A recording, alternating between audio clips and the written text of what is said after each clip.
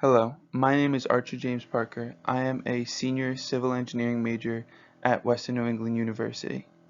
My research is on the condition of corroded prestressed concrete bridge girders. We found that as of 2019, more than 42% of the 617,000 bridges in the U.S. have reached the end of their intended life cycle, which is around 50 years or so, and 7.5% of all bridges are in poor condition. The goal of my research is to develop a systematic way to evaluate the remaining structural performance of bridge girders damaged by corrosion. As a team, my professor and I set up an experimental device using electrolytes and DC current to show the damages due to corrosion on the bridge girders over a specific period of time. As you could see in our setup, we used a specific mixture of concrete, and we used number 3 rebar embedded into our 3x6 concrete samples.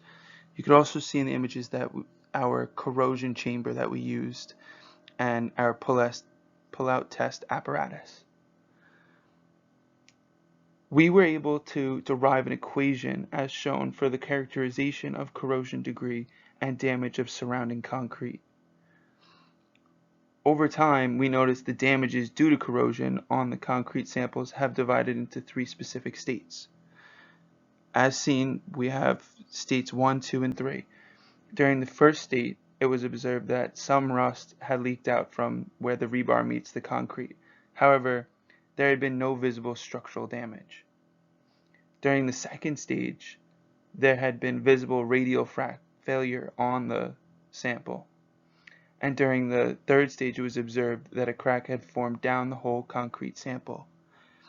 You can see the different stages in our 2 graphs we have for our charge and current. We were also able to stress test the samples to get the bond strength of the corroded concrete sample compared to that of the fully intact sample.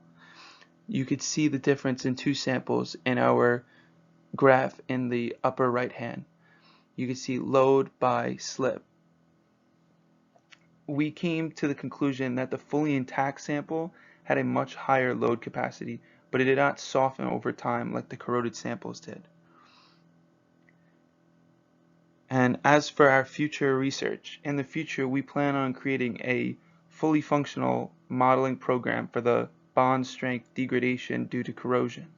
We also plan on calibrating the model based on multi-level corrosion data. Thank you for your time.